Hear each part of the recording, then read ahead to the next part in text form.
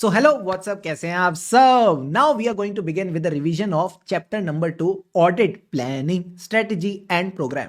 ये एक ऐसा चैप्टर है जो कहीं ना कहीं 10 to 12 मार्क्स का आपके एग्जाम में आने ही आने वाला है. Very easy, very scoring chapter. Enjoy this revision. और हाँ, वीडियो पे अपनी अटेंडेंस जरूर लगा देना सर, वीडियो को लाइक करके, ताकि बाकी इंटर स्टूडेंट्स तक भी पहुंच सके. And yes, stay subscribe to the channel for more such videos. Enjoy the revision. So welcome welcome welcome, स्वागत है आप सबका आज के इस प्यारे से रिवीजन सेशन में, जहां हम सर हमने क्या किया, हमने स्टार्ट किया discussing about the concept of planning. फटाफट पहले कॉन्सेप्ट रिवाइज करेंगे, मजा आ जाएगा.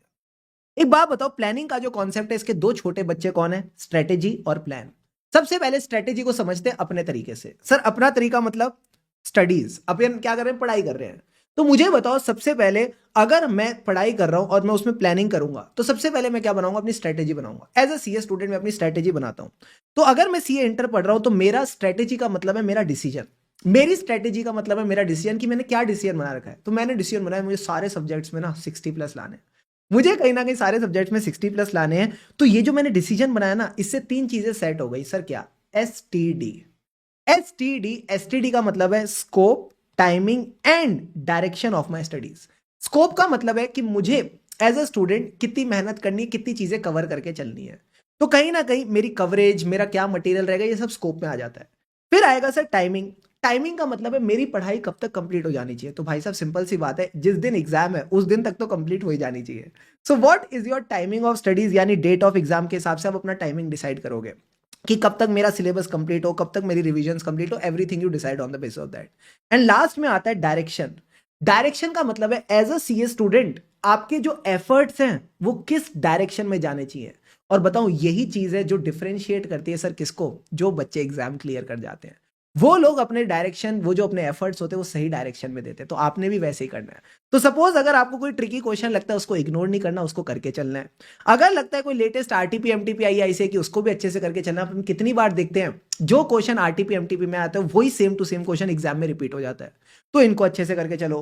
प्लस जब आप क्लास के साथ साथ क्वेश्चन बैंक की प्रैक्टिस करो, तो कुछ अगर कोई क्वेश्चन आपको लगता है कि थोड़े बार बार आईसीआई ने पूछ रखे, तो उनको अपने को अच्छे से करके चलना है.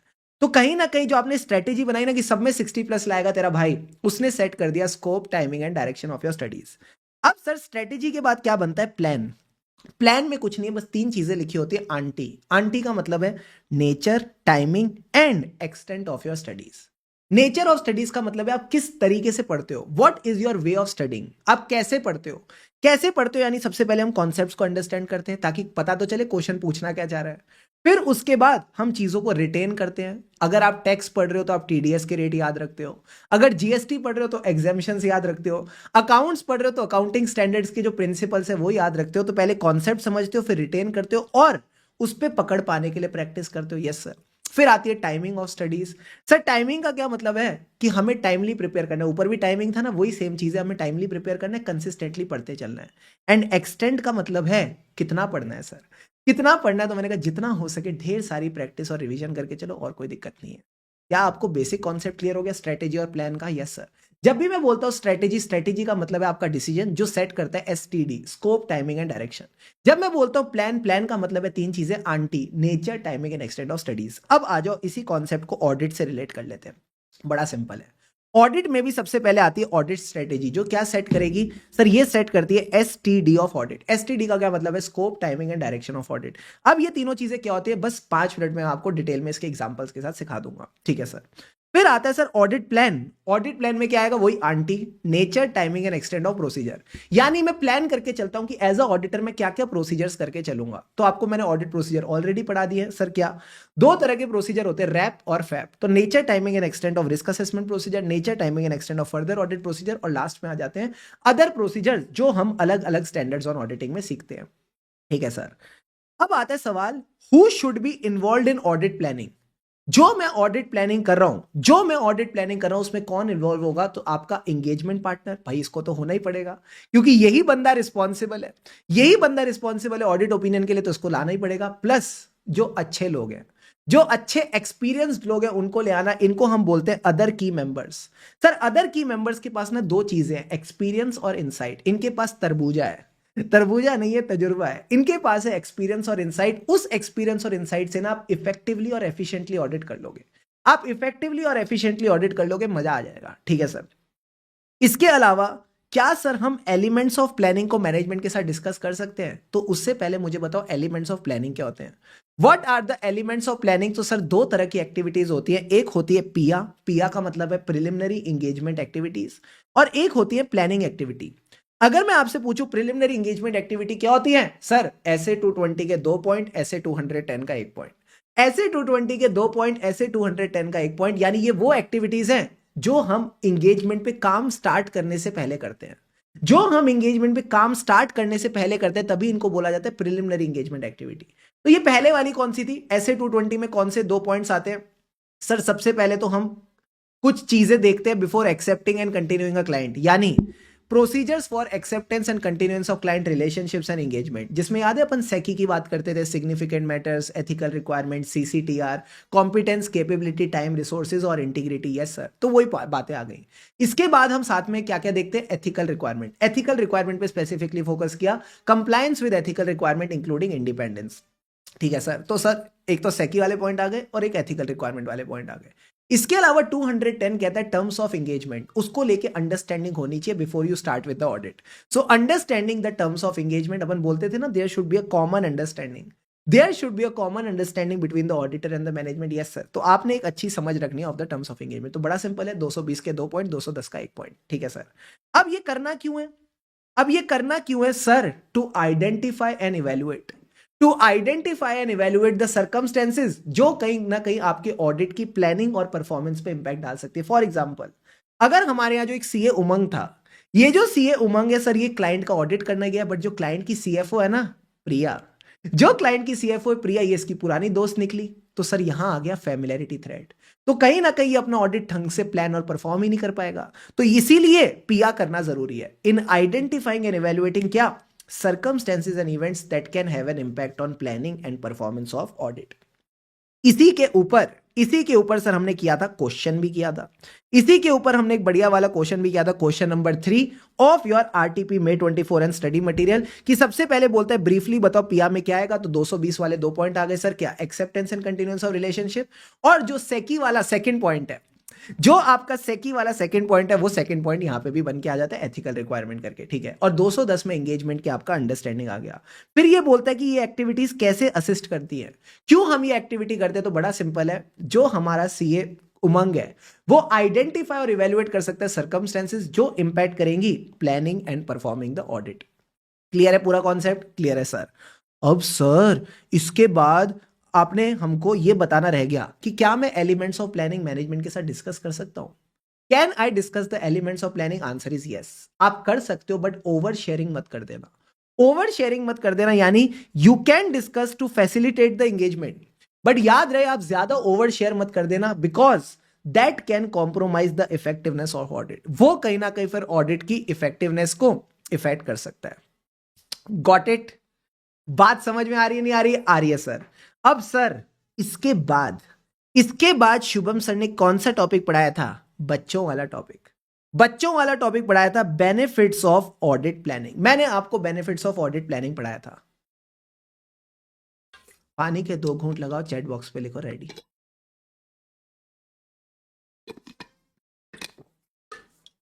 सबसे पहला बेनिफिट क्या है?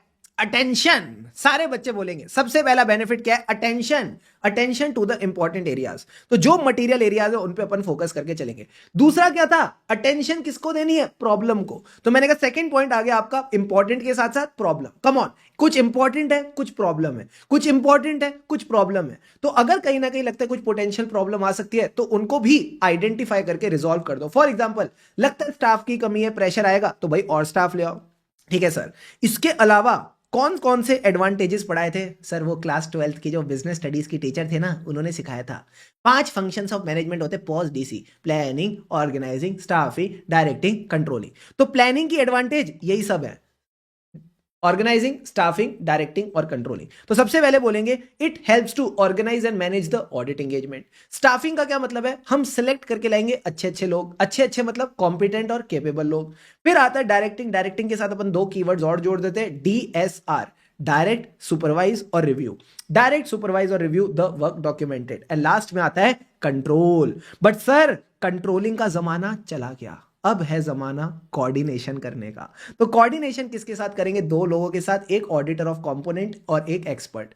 ऑडिटर ऑफ कंपोनेंट का क्या मतलब है? सपोज मैं ऑडिट कर रहा हूं कंसोलिडेटेड फाइनेंशियल स्टेटमेंट का, तो जब आप कंसोलिडेटेड फाइनेंशियल स्टेटमेंट का ऑडिटर कर रहे हो तो आप पेरेंट कंपनी के साथ जुड़े हुए हो, हाँ सर, बट जो सब्सिडरी के फाइनेंशियल्स है, जो सब्सिडरी के फाइनेंशियल्स है, जो कंसोलिडेशन का पार्ट बनेंगे, उनका तो ऑडिटर ही अलग है, उनका तो ऑडिटर ही अलग है। तो क्या सब्सिडरी को समझने के लिए आपको इनसे कोऑर्डिनेट करना पड़ेगा? Answer is yes. तो अगर आप सीएफएस का ऑडिट कर रहे हो यानी ग्रुप ऑडिट कर रहे हो, तो आपको सब्सिडरी के ऑडिटर से थोड़ा कोऑर्डिनेट वगैरह करके चलना पड़ेगा। प्लस अगर मान लो आपको कोई एरिया ऐसा लगता है जो आपको लगता है आपको समझ में नहीं आएगा, तो प्लानिंग पहले से ही हेल्प करता है इन आइडेंटिफाइंग क्या एक्सपर्ट को यूज करना है, क्या एक्सपर्ट्स के साथ कोऑर्डिनेट करना है। तो फॉर एग्जांपल अगर कंपनी का कोई टैक्स लिटिगेशन का मैटर है, तो प्लानिंग के टाइम पे आपको पता चल जाएगा कि that you need yes people, good morning, good afternoon, good evening. आपको हो सकता है फिर किसी टैक्स एक्सपर्ट की जरूरत पड़े। क्लियर है पॉइंट? क्लियर है सर। तो 100 बात की एक बात, 100 बात की एक बात। सारे बच्चे मुझे फटाफट बताओ बेनिफिट्स ऑफ ऑडिट प्लानिंग क्या है? सर फ्लो में चलेंगे, सारे बच्चे साथ में रिकॉल कराओ। सबसे पहले attention, attention to the important areas, साथ ही साथ प्रॉब्लम्स को भी आइडेंटिफाई और रिजॉल्व करेंगे। फिर हमारे functions of management, organising, staffing, directing और coordination. Organise and manage the audit engagement. Selection का क्या मतलब है? Selecting the engagement team member जिनके पास कॉम्पिटेंस, कैपेबिलिटी है, फिर उनको काम असाइन कर दो। डायरेक्शन का क्या मतलब है? Direction, supervision and review of their work. और लास्ट में coordination with the auditor components and expert. फिर ये सिंपल सी बात कहता है, अगर आप अपना ऑडिट ठीक से प्लान करके चलोगे तो ये कहीं ना कहीं रिड्यूस कर देता है। सर क्या रिस्क रिड्यूस करता है? जो आपकी ऑडिट रिस्क है, जो आपकी ऑडिट रिस्क है, ये उसको रिड्यूस कर देता है। कितना? To an acceptably low level, क्योंकि हम सबको पता है ऑडिट रिस्क कभी भी जीरो नहीं हो सकती। क्या बेनिफिट्स ऑफ प्लानिंग क्लियर है? क्लियर है sir. Discussion of elements of planning with the entities management, मैंने आपको पहले ही बता दिया कि जब भी डिस्कस कर रहे हो ध्यान रखना that you should not compromise the effectiveness, but yes engagement में आप ये चीजें डिस्कस कर सकते हो। कौन कौन से एंगेजमेंट टीम मेंबर्स इन्वॉल्व होंगे? एंगेजमेंट पार्टनर और की मेंबर्स। की मेंबर्स के पास क्या था? एक्सपीरियंस और इनसाइट।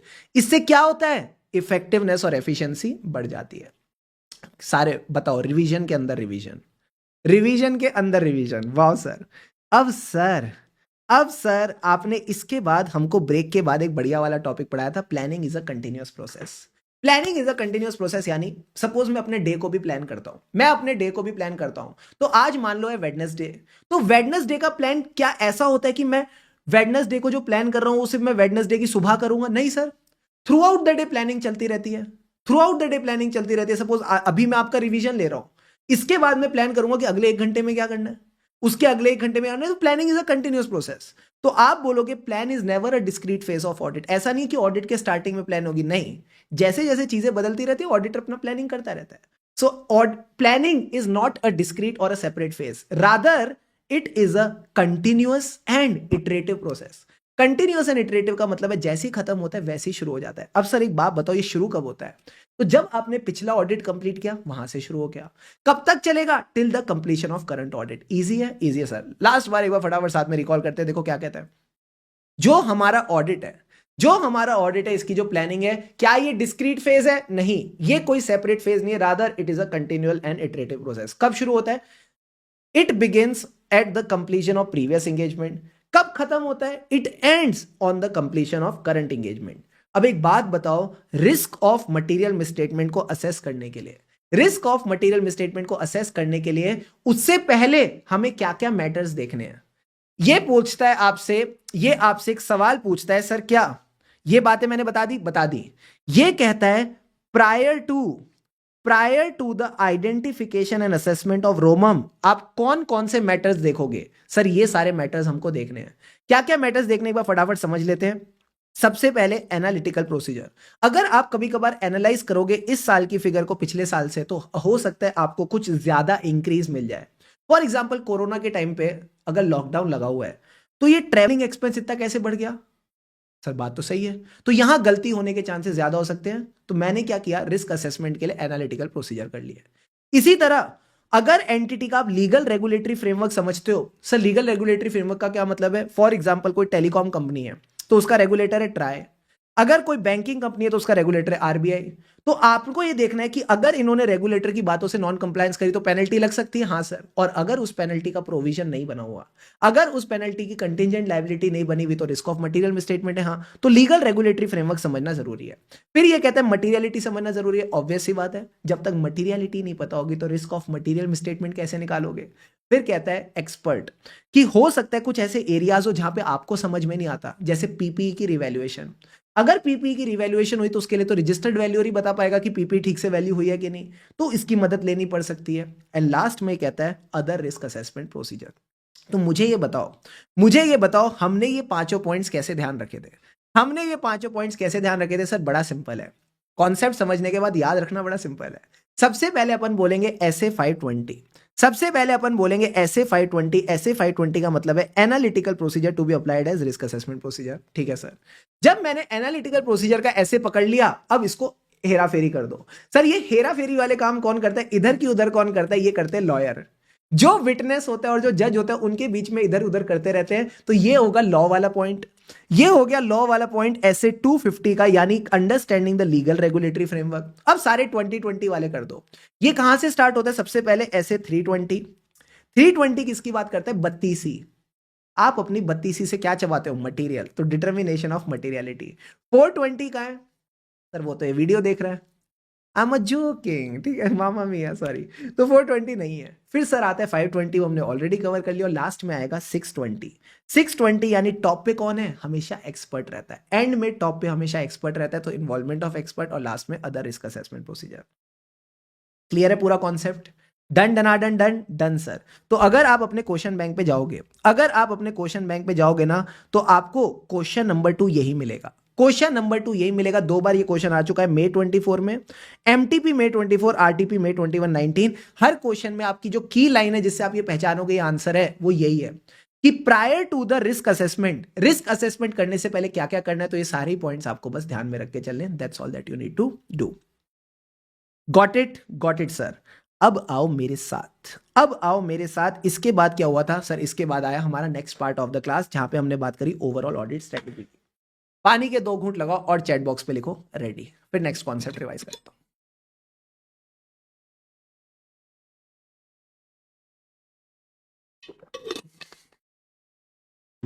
रेडी है सर। मुझे बताओ स्ट्रेटेजी का काम क्या था सर, स्ट्रेटेजी का काम था to set the STD of audit. STD का मतलब है स्कोप, टाइमिंग और डायरेक्शन। यही कहीं ना कहीं ऑडिट स्ट्रेटेजी के फैक्टर्स बन जाते हैं, यही कहीं ना कहीं ऑडिट स्ट्रेटेजी की कंसीडरेशंस बन जाती हैं, ठीक है सर। सबसे पहले बात करते हैं स्कोप की। स्कोप के लिए कहता है कि आपकी इंगेजमेंट की कुछ करेक्टरिस्टिक्स हैं जो डिफाइन करती हैं इसका स्कोप। एग्जाम्पल के तौर पे रिपोर्टिंग वाले 2 पॉइंट, कि जो आपके एफआरएफ हैं, जो इंडस्ट्रियल रिपोर्टिंग रिक्वायरमेंट है उनको देखो। अगर इंडस्ट्री की रिपोर्टिंग रिक्वायरमेंट ज्यादा होगी, एफआरएफ के डिस्क्लोजर ज्यादा होंगे, तो आपको एज ऑडिटर ज्यादा चेक करना पड़ेगा, आपका स्कोप बढ़ जाएगा, ठीक है सर। इसके अलावा ये कहता है नेचर ऑफ बिजनेस सेगमेंट, क्या उसके लिए आपको स्पेशलाइज नॉलेज की जरूरत है। फॉर एग्जांपल हमने आईटीसी का एग्जांपल लिया।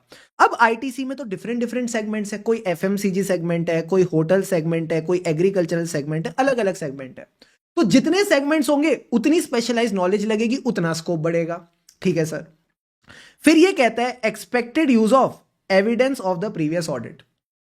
अगर मैं पिछली बार जो ऑडिट में एविडेंस लिया था वो इस बार यूज कर सकता हूं। फॉर एग्जांपल कोई रेंट एग्रीमेंट है जो 5 साल तक वैलिड है, तो पिछले साल भी वैलिड था, इस साल भी वैलिड है, तो कहीं ना कहीं मेरी मेहनत कम हो गई, पिछला लिया गया एविडेंस काम आ गया, तो अब आपका स्कोप कम हो गया।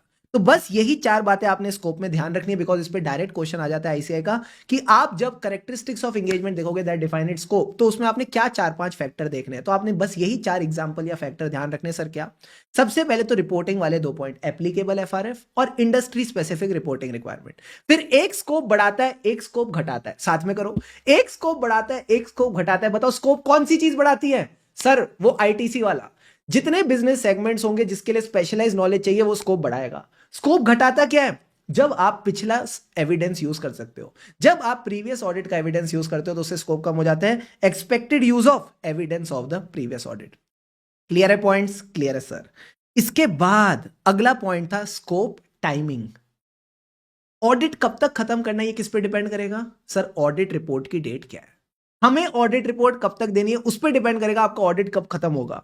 तो ये कहते हैं reporting objectives of the engagement helps you to plan the timing of audit, and कहीं ना कहीं इसी के बेसिस पे आप अपनी कम्युनिकेशन करते हो। तो रिपोर्टिंग, टाइमिंग और कम्युनिकेशन का ये पॉइंट है। अब सर इसमें क्या क्या चीजें हमें कंसिडर करनी है, तो मैंने कहा सबसे पहले तो ना रिपोर्टिंग और टाइमिंग को मिला दो। सबसे पहले रिपोर्टिंग और टाइमिंग को मिला दो तो क्या बन गया, एंटिटी का time table for reporting. Entity कब तक रिपोर्ट देती है, जनरली जो एजीएम की डेट होती है तब तक रिपोर्ट देनी होती है, ठीक है सर।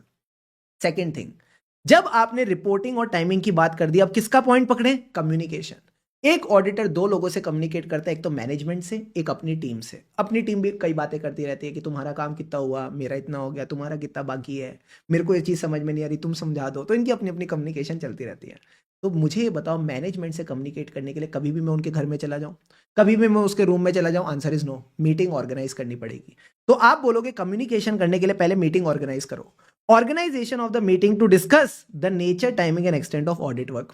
Got it sir. अब जब मीटिंग ऑर्गेनाइज हो गई, इनसे दो बातें डिस्कस कर लेना सर, क्या, कब और कौन सी रिपोर्ट देनी है, कब और कौन सी रिपोर्ट देनी है, और काम का स्टेटस क्या चल रहा है, कितना काम कंप्लीट हो चुका। तो सबसे पहले आ जाएगा type and timing of the report including the audit report. And second thing that you need to talk about here is status of the audit work, what is the status of your audit work. And last में, इनसे बातें हो गई, अब अपनी team में बातें कर लो। कम्युनिकेशन का last point, nature and timing of communication among the engagement team member. तो जो एंगेजमेंट टीम मेंबर है अपने अपने में कम्युनिकेट कर सकते हैं। सर आपने ना इसका भी क्वेश्चन कराया था, आपने इसका भी क्वेश्चन कराया था, मैंने कहा हाँ कराया था। तो अगर सपोज एक ऑडिटर है, उसको ये वर्क पेपर दिखता है, उसको ये वर्क पेपर में दिखता है टाइमिंग ऑफ ऑडिट एक्टिविटी की, ऑडिट प्लानिंग का डेट क्या है, फील्ड वर्क का डेट क्या है, मैनेजर का रिव्यू कब है, पार्टनर का रिव्यू कब है, EQCR का रिव्यू कब है, कब तक रिपोर्ट फाइनलाइज करनी है। तो मुझे बताओ ये स्ट्रेटेजी का कौन सा पॉइंट कवर हो रहा है, सर यहाँ पे स्ट्रेटेजी का टाइमिंग वाला ही पॉइंट कवर हो रहा है। तो टाइमिंग वाले पॉइंट में आप तीन ही चीजों को कवर करते हो। सबसे पहले टाइम टेबल फॉर रिपोर्टिंग, फिर आ जाता है सर कम्युनिकेशन, उसके लिए मीटिंग ऑर्गेनाइज की, तो मीटिंग वाला पॉइंट आ गया। मीटिंग में आपने मैनेजमेंट से दो चीजें डिस्कस करी, कब कौन सी रिपोर्ट, यानी type and timing of report, and status of the work, and last में communication with the engagement team members. Clear है पूरा question, done done done done done sir. Sir तीसरा वाला और बता दो, तीसरा वाला और बता दो। तो मैंने कहा इधर आओ, पहले आपका ये MTP May 24 वाला कैरेक्टरिस्टिक्स ऑफ एंगेजमेंट ये हो गया, रिपोर्टिंग ऑब्जेक्टिव वाला ये वाला पॉइंट हो गया। अब तीसरा आता है factors that in the auditor's professional judgement significant in directing the engagement team effort. अपन बोलते हैं ना STD ऑफ ऑडिट, तो स्कोप हो गया, टाइमिंग हो गया, अब हम फोकस करेंगे डायरेक्शन पे।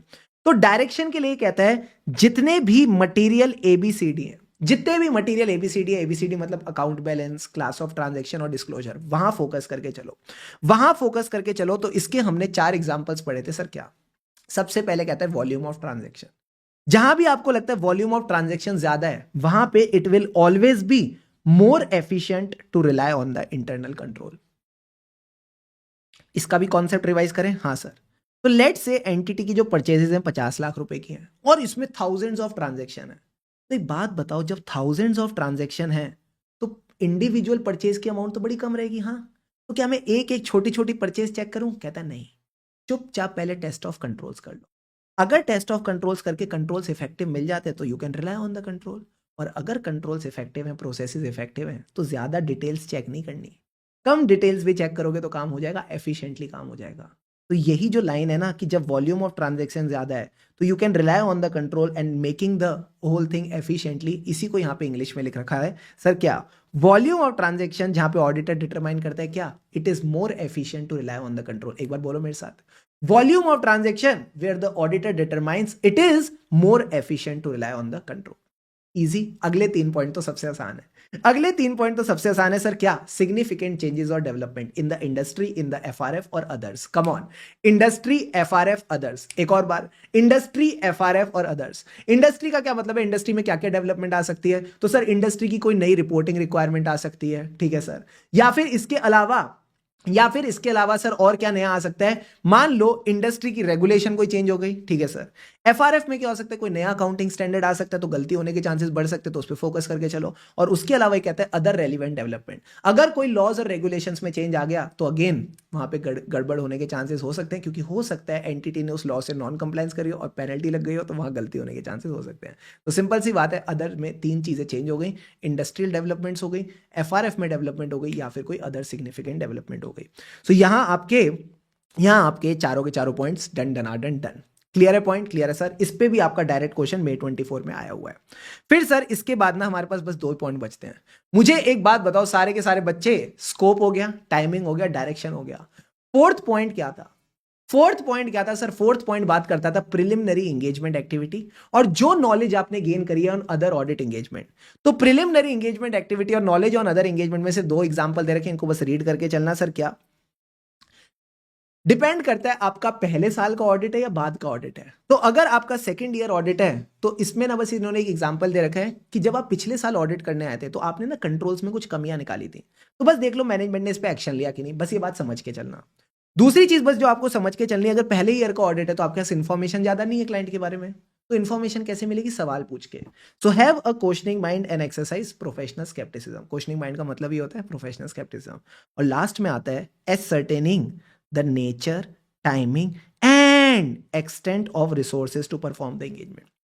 ये कहता है कि जब भी high risk of material misstatement होगी, गलती होने के चांसेस ज्यादा है, तो बताओ कैसे नेचर ऑफ रिसोर्सेज आने चाहिए? नेचर बोल रहे हो ना, कैसे नेचर ऑफ रिसोर्सेज लगाओगे ऐसे एरिया में जहां गलती होने के चांसेस ज्यादा है? मान लो फ्रॉड, तो सर फ्रॉड वाले जो भी एरियाज लग रहे हैं ना, जैसे रेवेन्यू में फ्रॉड होने के चांसेस ज्यादा होते हैं, वहां हम एक्सपीरियंस टीम मेंबर लगा देंगे। ठीक है सर। अब एक्सटेंट का क्या मतलब है? मैंने कहा एक्सटेंट का मतलब है कितने रिसोर्सेज लगाओगे। तो जहां भी लग रहा है रिस्क ऑफ मटेरियल मिसस्टेटमेंट ज्यादा है, वहां पे ज्यादा चेकिंग चाहिए, ज्यादा रिसोर्सेज चाहिए, तो ज्यादा टाइम लगेगा, ज्यादा बजट लगेगा, more resources will be required. ठीक है, तो ये आपको एक बेसिक सी बात समझ के चलनी थी। तो मैंने आपका क्या किया, आखिरी में रिवाइज करा दिया। व्हाट आर द फैक्टर्स और consideration while establishing the audit strategy? तो पहले 3 पॉइंट तो बड़े सिंपल है, scope, timing and direction. Scope का मतलब क्या था? Characteristics of engagement that define it's scope. Timing का क्या मतलब था? टाइमिंग किस पे डिपेंड करती है? रिपोर्ट कब देनी है। सो यानी नेचर ऑफ रिपोर्टिंग, जो रिपोर्टिंग ऑब्जेक्टिव्स है that will define the timing and communications required. ठीक है सर। तीसरा आता है डायरेक्शन, किस डायरेक्शन में हमारे एफर्ट्स जाएंगे। सर फोर्थ पॉइंट हम भूल जाते हैं, तो ये फोर्थ पॉइंट कैसे याद था? में जैसे बादल हो रहे हैं, हम धीरे धीरे धीरे पागल हो रहे हैं।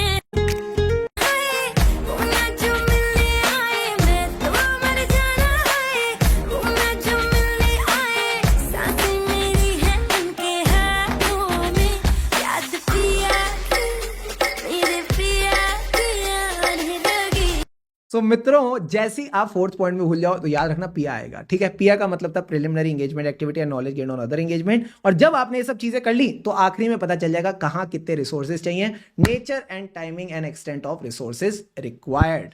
क्लियर है बॉस? क्लियर है sir. Benefits of audit strategy. Benefits of audit strategy का मतलब है जो हमने ऊपर स्ट्रेटेजी वाली बातें करी, इसका क्या फायदा होता है? मैंने कहा इसका फायदा यही होता है कि आप कंक्लूड कर पाते हो nature, timing and extent of resources, कि हमको भाई क्या नेचर ऑफ रिसोर्सेज चाहिए, किस टाइम पे चाहिए और कितने चाहिए। तो सबसे पहला बेनिफिट यही है नेचर ऑफ रिसोर्सेज, यानी deployment of quality of resources, कि जो मेरी ऑडिट एंगेजमेंट होगी इसमें मैं अच्छी क्वालिटी के लोग लेके आऊंगा। नेचर मतलब गुड क्वालिटी पीपल। अब एक बात बताओ सर, जो आपके हाई रिस्क एरियाज है, ऑब्वियस सी बात है उस पर एक्सपीरियंस लोग लेके आओगे। जो भी अगर आपको कोई कॉम्प्लेक्स मैटर्स लगते हैं उसके लिए आप एक्सपर्ट्स लेके आओगे। तो यही पॉइंट ही कह रहे हैं deployment of quality of resources, हम क्वालिटी के लोग लाएंगे। अब टाइमिंग का क्या मतलब है? मैंने कहा टाइमिंग का मतलब है timing of deployment of resources. जो मैं रिसोर्सेज लेके आया हूं इनको ऑडिट में कब लगाना है। तो मान लो ऑडिट में 3 स्टेजेस है, स्टार्टिंग स्टेज, बीच की स्टेज जिसको बोलते हैं इंटरिम स्टेज, और लास्ट में आती है डेडलाइन वाली स्टेज जिसको बोलते हैं की कट ऑफ स्टेज। तो आपको रिसोर्सेज किस टाइम पे लगाने हैं? इंटरिम स्टेज पे लगाने हैं, एंड में लगाने यानी की कट ऑफ स्टेज पे लगाने। तो ये अगला सवाल ये पूछता है। ठीक है सर। एक्सटेंट का मतलब है कितनी क्वांटिटी ऑफ रिसोर्सेज चाहिए, how much resources are to be deployed. Allocation of quantity of resources यानी amount of resources for specific areas. इसमें आईसीए ने एक एग्जांपल दे रखा, ध्यान से समझना। सपोज अगर मुझे इन्वेंट्री काउंट कराना है मटेरियल लोकेशंस पे, कई ऐसी लोकेशन है जहां पे ढेर सारी इन्वेंट्री पड़ी है, तो कितने रिसोर्सेज भेजने हैं उसको काउंट करने के लिए। ठीक है सर। इसी तरह सपोज अगर दूसरे ऑडिटर ने कोई काम कर रखा है, सर ये दूसरा ऑडिटर कौन है? लेट्स से मैं ऑडिट कर रहा हूं कंसोलिडेटेड फाइनेंशियल स्टेटमेंट्स का, और मैं पेरेंट कंपनी का ऑडिटर हूं। तो अगर मैं पेरेंट कंपनी का ऑडिटर हूं और सब्सिडरी का ऑडिटर कोई और है, यानी कंपोनेंट का ऑडिटर कोई और है, तो मुझे उसका काम यूज करना पड़ेगा सीएफएस के ऑडिट में। Yes sir. तो ये कह रहे कई बार अदर ऑडिटर का वर्क यूज करना पड़ता है, तो उसका रिव्यू भी तो करना पड़ेगा, उसने काम तमीज से किया है कि नहीं। क्योंकि कहीं ना कहीं सब्सिडरी के फाइनेंशियल स्टेटमेंट कंसोलिडेशन का पार्ट बनेंगे, तो उसके फाइनेंशियल स्टेटमेंट्स का रिव्यू करना पड़ेगा। तो कह रहे कितना रिव्यू करना पड़ेगा ये भी देखते हुए चलो। प्लस जो हाई रिस्क एरियाज है वहां पे आपको कितने लोग लगाने, कितना बजट करना है आवर्स में, कितना टाइम एलोकेट करना है, वो भी हमको देखना पड़ेगा इन the form of quantity of resources. तो पहले 3 बेनिफिट्स हो गए nature, timing and extent. Nature मतलब क्वालिटी ऑफ रिसोर्सेज, टाइम का मतलब है टाइमिंग ऑफ डिप्लॉयमेंट, एक्सटेंट का मतलब है क्वांटिटी ऑफ रिसोर्सेज। अब लास्ट में आते हैं जो भी रिसोर्सेज है इनको मैनेज करके चलो। सर मैनेज कैसे करेंगे? मैनेज वैसे ही करना है जो हमेशा से मैं आपको सिखाता हूं, DSR। इनको डायरेक्ट करो कि तुमने ऐसे काम करना है, फिर सुपरवाइज करो कि ठीक से काम कर रहे हैं कि नहीं, और आखिरी में आप इनका काम रिव्यू कर सकते हो। रिव्यू में बस एक एग्जांपल ध्यान रखना, EQCR, जो हम EQCR पढ़ते हो SQC1 और SA220 में, उसको ध्यान रख के चलेंगे। क्लियर है बेनिफिट्स? क्लियर है सर? क्योंकि जब आप अपने क्वेश्चन बैंक पे देखते हो ना, इस बेनिफिट्स पे ICAI ने बार बार सवाल पूछ रखा है। सबसे पहले इन लोगों ने सवाल पूछा यहां पे RTP May 20 में। इसमें इन्होंने क्या किया, आपको एक पॉइंट लिख के दे दिया, resources to deploy for specific areas, जैसे एक्सपीरियंस टीम मेंबर को हाई रिस्क एरिया में ले आए, एक्सपर्ट्स को कॉम्प्लेक्स मैटर में ले आए, तो यानी यहाँ पे नेचर ऑफ रिसोर्सेज की बात की। तो कहते हैं बाकी अदर बेनिफिट्स बता दो, बाकी 3 अदर मैटर्स बता दो। तो 3 अदर मैटर्स क्या हो गए? नेचर हो गया, तो टाइमिंग, एक्सटेंट और मैनेजमेंट वाली बात आप यहां पे करके चल सकते हो। अगले तरह से इन्होंने कैसे फ्रेम किया इस क्वेश्चन को, ये कहते हैं बताओ how the audit strategy assist the auditor in managing the deployment of resources. तो जब भी ये पूछता है ना how the audit strategy assist the auditor, how it is helpful to the auditor, आपने कुछ नहीं करना, ऑडिट स्ट्रेटेजी के 4 बेनिफिट्स लिखने हैं, नेचर, टाइमिंग, एक्सटेंट और लास्ट में आ गया मैनेजमेंट ऑफ रिसोर्सेज, जिसमें आप डायरेक्शन, सुपरविजन और रिव्यू की बात करोगे। प्लीज टेल मी, क्या ये पूरा का पूरा कॉन्सेप्ट क्लियर है? क्लियर है सर। इसके बाद हमने एक टॉपिक डिस्कस किया, डिस्क्रिप्शन और content of audit plan. Description और कंटेंट ऑफ ऑडिट प्लान का मतलब है कि ऑडिट प्लान में क्या क्या आएगा। ऑडिट प्लान में क्या क्या आएगा, तो मैंने आपको बोला ऑडिट प्लान में कहीं ना कहीं जो हमारा ऑडिट प्लान है, इधर आओ इधर आओ इधर आओ, कितने गया ये रहा। हमारे ऑडिट प्लान में आते हैं nature, timing and extent of audit procedure, RAP, FAP और other procedures as per the standards on auditing. RAP का मतलब है रिस्क असेसमेंट प्रोसीजर, फैप का मतलब है further audit procedure and other procedure as per the standards on auditing. अब sir एक बात बताओ, जब इतने सारे प्रोसीजर्स हैं तो ऑब्वियस सी बात है audit plan will be more detailed than the overall audit strategy because it includes the nature, timing and extent of procedure. अब सवाल उठता है, क्या ये सारे के सारे प्रोसीजर एक साथ करने हैं या over the course of audit हम इसको प्लान कर सकते हैं? Sir over the course of audit आप इसको प्लान कर सकते हो।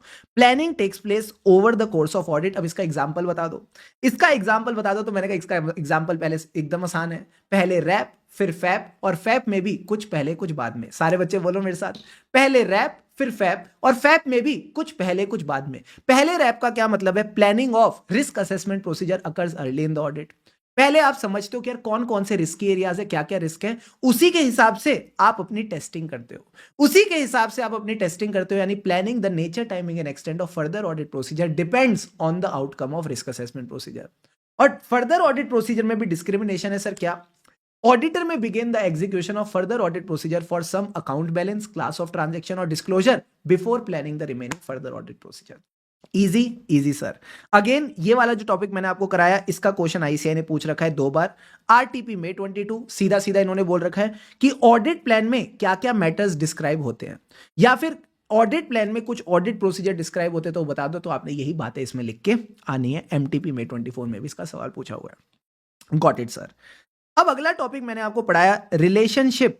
सर किसका रिश्ता? ऑडिट स्ट्रेटेजी और ऑडिट प्लान का रिश्ता, अगेन आस्क्ड इन September 24।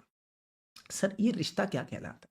ये रिश्ता क्या कहलाता है? तो मैंने कहा रिश्ता कुछ नहीं, आपको पहले स्ट्रेटेजी के बारे में बताना है, फिर आपको प्लान के बारे में बताना है, फिर बोलना है अगर एक में चेंज होगा तो दूसरे में भी चेंज होगा, अगर एक में चेंज होगा तो दूसरे में भी चेंज होगा। तो मुझे एक बात बताओ, सपोज मान लो अगर मैं ऑडिट स्ट्रेटेजी की बात करूं, मेरी ऑडिट स्ट्रेटेजी है कि मुझे रिस्क बेस्ड ऑडिट करना है।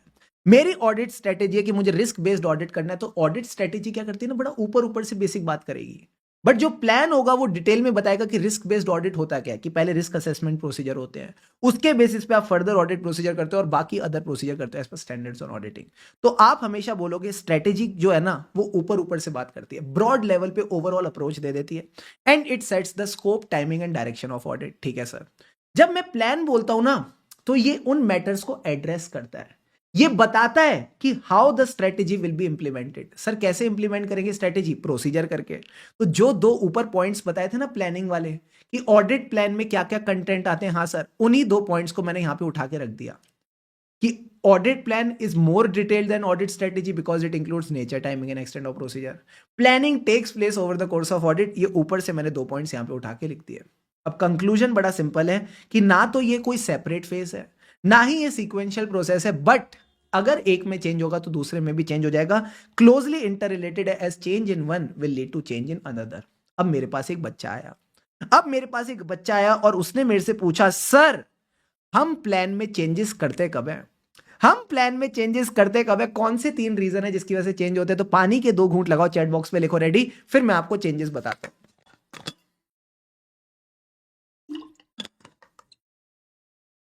तो जब भी ऐसे आपसे क्वेश्चन पूछे कि changes to the audit plan, तो आप बोलोगे ऑडिटर विल अपडेट और चेंज द स्ट्रेटेजी और प्लान जब भी उसको लगता है जरूरी है। Whenever it is necessary he can do so। अब सवाल है 3 रीजन है। पहला रीजन तो बड़ा सिंपल है, पहले दोनों रीजन इंटरकनेक्टेड है सर। क्या? कोई अनएक्सपेक्टेड इवेंट हुआ और चेंजेस इन कंडीशन हुई। कोई अनएक्सपेक्टेड इवेंट हुआ और चेंजेस इन कंडीशन हुई, फॉर एग्जांपल कोरोना आ गया, तो जब कोरोना आ गया तो लॉकडाउन लग गया, तो जो ऑडिट फिजिकली हो रहा था, फिजिकली जाके प्रोसीजर हो रहे थे, अब वो सब ऑनलाइन पे शिफ्ट हो गए। सो unexpected event, changes in the condition.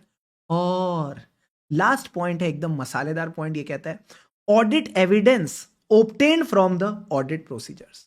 Audit evidence obtained from the audit procedure। Sir इसका क्या मतलब है? इसी का तो मतलब है, ये कहता है कि आप अपना प्लान और स्ट्रेटेजी मॉडिफाई करोगे कब? प्लान कब मॉडिफाई होगा? जब उसके अंदर के प्रोसीजर मॉडिफाई होंगे। यानी प्लान में क्या चेंज हुआ है? There is a change in the nature, timing and extend of further audit procedure. आपने कहीं ना कहीं इनको बढ़ा दिया है। मुझे बताओ आपने अपनी टेस्टिंग क्यों बढ़ा दी? फर्दर ऑडिट प्रोसीजर क्यों बढ़ा दिया? Because revised risk of material misstatement. Because of revised risk of material misstatement, risk of material misstatement भी बढ़ गई है। अब सवाल आता है रिस्क ऑफ मटेरियल मिसस्टेटमेंट क्यों बढ़ गई है? क्योंकि आपको कुछ इंफॉर्मेशन मिली है to your auditor's attention that is significantly different from the information that was available जब आप प्लानिंग कर रहे थे। इसका एग्जांपल दो सर, कौन सी इंफॉर्मेशन मिली है जो डिफरेंट है? तो मैंने कहा इसका एग्जांपल बड़ा सिंपल है। अगर आपका जो ऑडिट एविडेंस है from substantive procedure that contradicts the audit evidence from test of control, तो फिर सर क्या होगा? तो फिर आपको अपने प्रोसीजर्स बढ़ाने पड़ेंगे। सर ऐसा क्यों हो रहा है कि हमको टेस्टिंग बढ़ानी पड़ रही है? समझना, जब मैं टेस्ट ऑफ कंट्रोल कर रहा था तब तो मुझे लगा कंट्रोल्स इफेक्टिव है, बट जब मैं सब्सटेंटिव प्रोसीजर में चीजें चेक करने गया ना, तो मुझे पता चला कंट्रोल्स उतने इफेक्टिव नहीं है। मान लो मुझे परचेज ऑर्डर नहीं मिला तो कंट्रोल्स इफेक्टिव नहीं है। तो क्योंकि कंट्रोल्स इफेक्टिव नहीं है तो इसलिए risk of material misstatement revise हो जाएगी, फर्दर ऑडिट प्रोसीजर ज्यादा करने पड़ेंगे और आपका प्लान रिवाइज हो जाएगा। तो बड़ा सिंपल है, ऐसे बोलना प्लान चेंज होगा। प्लान क्यों चेंज होगा? क्योंकि फर्दर ऑडिट प्रोसीजर चेंज हो रहे हैं। फर्दर ऑडिट प्रोसीजर ज्यादा क्यों हो रहे हैं? क्योंकि risk of material misstatement revise हो गई है। अब रिस्क ऑफ मटेरियल मिसस्टेटमेंट कब रिवाइज होती है? जब आपको सिग्निफिकेंटली डिफरेंट इंफॉर्मेशन मिलती है। Example of significantly different information is कि जो ऑडिट एविडेंस मुझे सब्सटेंटिव प्रोसीजर से मिला that is different from the audit evidence जो मुझे कहीं ना कहीं किससे मिला था, या डिफरेंट बोल दो, या that is contradicting the audit evidence from test of controls उतने अच्छे नहीं है जितना मैंने सोचा था, तो रिस्क ज्यादा हो गई, तो टेस्टिंग भी ज्यादा करनी पड़ेगी। ज्यादा टेस्टिंग करनी पड़ेगी तो प्लान चेंज होगा। क्लियर है बॉस? क्लियर है सर, एकदम अच्छे से। फिर सर अगला सवाल आता है डायरेक्शन, सुपरविजन एंड रिव्यू। मुझे कितना डायरेक्ट करना है अपने जूनियर्स को, कितना सुपरवाइज करना है, कितना रिव्यू करना है, ये 4 फैक्टर्स पे डिपेंड करता है। बहुत ही इंपॉर्टेंट क्वेश्चन है, एग्जाम पॉइंट ऑफ व्यू से ध्यान रखना। तो ये कहता है सबसे पहले तो डिपेंड करता है एंटिटी पे। अगर आपकी एंटिटी का साइज ज्यादा है, कॉम्प्लेक्सिटी ज्यादा है, तो ऑब्वियस सी बात है आपको जूनियर्स को ज्यादा गाइड करना पड़ेगा, ज्यादा रिव्यू करना पड़ेगा। So it talks about the psycho entity. Psycho का क्या मतलब है? Size and complexity of entity. ठीक है सर। अब एंटिटी के साथ अगले पॉइंट को देखो, एंटिटी का कौन सा एरिया ऑफ ऑडिट आप चेक कर रहे हो। एरिया का मतलब है कौन सा फाइनेंशियल स्टेटमेंट आइटम है, कौन सा अकाउंट बैलेंस है, कौन सी क्लास ऑफ ट्रांजैक्शन है, कौन सा डिस्क्लोजर है। उस एरिया में हम देखेंगे रिस्क ऑफ मटेरियल मिसस्टेटमेंट। अगर लगता है गलती होने के चांसेस ज्यादा है तो ज्यादा डायरेक्ट, ज्यादा सुपरवाइज, ज्यादा रिव्यू करना पड़ेगा। और लास्ट में आता है कौन बंदा है जो आपके लिए काम कर रहा है। Who is the junior who is working for you? Is it competent और capable? अगर वो बंदा competent और capable है तो ज्यादा डायरेक्ट सुपरवाइज रिव्यू नहीं भी करोगे तो चल जाएगा, कम डायरेक्ट सुपरवाइज और रिव्यू से भी काम हो जाएगा। तो अगर आप अपने क्वेश्चन बैंक पे आओ और देखो, यही क्वेश्चन आईसीआई ने नवंबर 21 में पूछा, आरटीपी नवंबर 22 में पूछा और आरटीपी जैन 25 में पूछा। और इसमें पूरे क्वेश्चन को इग्नोर करके अगर आप लास्ट लाइन पढ़ते हो, सिंपल सी बात है, लास्ट लाइन पढ़ लिया करो। What are the factors that the engagement team will consider when deciding the amount of direct supervision और रिव्यू। तो वही 4 बातें आपने लिखनी है। सबसे पहले entity, size of entity, size and complexity of entity. फिर एंटिटी का एरिया ऑफ ऑडिट, एरिया का रोमम के बाद कौन बंदा काम कर रहा है, competence and capability of the individual team member working on the assignment. क्या ये चारों पॉइंट्स क्लियर है? क्लियर है सर। फिर इसके बाद शुभम सर ने अगला टॉपिक कौन सा पढ़ाया? मैंने आपको इसके बाद कौन सा टॉपिक पढ़ाया? Changes to the planning decision हो गया, डायरेक्शन सुपरविजन रिव्यू हो गया। अच्छा, इसके बीच में ना एक बढ़िया एग्जांपल आया था आईसीआई का। सर क्या इसके केस में क्या हुआ था? एक सीएडब्ल्यू है जो ऑडिटर है, ये एक कंपनी का ऑडिट कर रहा है जिसका नाम है एसकेएम लिमिटेड। ये बंदा इतना बदमाश और कामचोर है ना, मैं क्या बताऊं। इसने क्या किया, खुद प्लान नहीं बनाया, खुद स्ट्रेटेजी नहीं बनाई, और जो कंपनी का बंदा था ना, जो क्लाइंट का फाइनेंस एंड ऑडिट हेड था, उसको कहता तू स्ट्रेटेजी बना, तू प्लान बना। ये सही है क्या? अरे ये सही है क्या? Answer is no sir. Strategy and plan are the responsibility of auditor, वो क्लाइंट की रिस्पॉन्सिबिलिटी नहीं है। तो ये कहता है इसने उससे बनवा ली है। बाद में रियलाइज किया effectiveness of audit is compromised. Sir ये effectiveness of audit is compromise तो अपन उसमें पढ़ते थे ना कि प्लानिंग जो भी आपके एलिमेंट्स होते हैं उसको क्लाइंट के साथ डिस्कस कर लेना चाहिए to facilitate but not compromise the effectiveness. हाँ, वही लाइन यहाँ लिखनी है। तो ये कहता है ऑडिटर की रिस्पॉन्सिबिलिटी है स्ट्रेटेजी और प्लान बनाना। He may discuss the elements of planning to facilitate the engagement but don't compromise the effectiveness. और कंक्लूजन में बस इतना लिखना कि जो डब्ल्यू है ये बेवकूफ है, जो डब्ल्यू है is approach is wrong and he should have prepared the strategy and plan himself. क्या पता इसे 3 नंबर में ऐसा मजेदार सवाल पूछ ले। अब sir last topic that we covered in the today session was planning documentation. पानी के 2 घूंट लगाओ और चैट बॉक्स पे लिखो रेडी। Come on.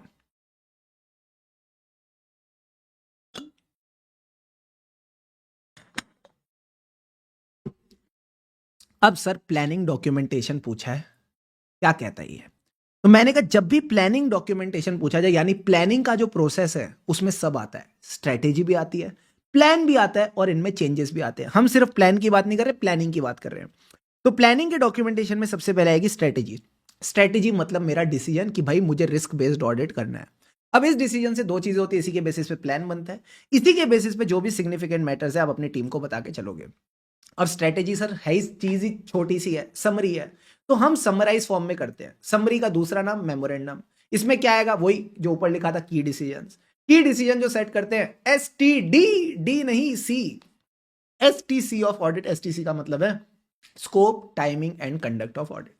जब मैं बोलता हूं प्लान, प्लान का मतलब बोल बोल के थक गया, तुम सुन सुन के थक गए, records of aunty of audit procedure, risk assessment procedure, further audit procedure. अब सर इसका पर्पस क्या है प्लान करने का? वही हिंदी की टीचर वाली लाइन, अब पछताए होत क्या जब चिड़िया चुग गई खेत। मतलब बाद में ये बोल के क्या फायदा कि तुमने गलत प्रोसीजर प्लान करे थे, पहले ही चेक करो ना कि प्लान सही कर रहे हैं कि नहीं।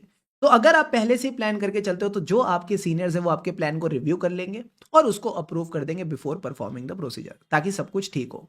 और आखिरी में सर इसके लिए कौन से टूल्स यूज होते हैं? तो जो भी आपने प्लान बनाया उसको आप in the form of instructions अपने जूनियर्स को बांटते हो।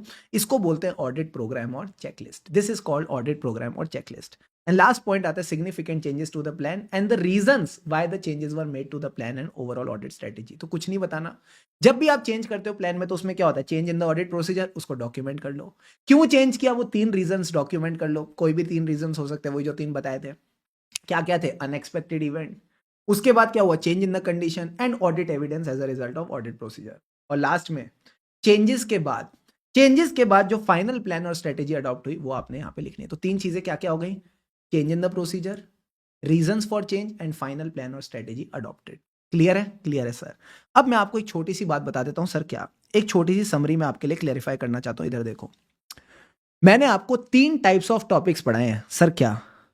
पहला पढ़ाया डिस्क्रिप्शन ऑफ ऑडिट प्लान,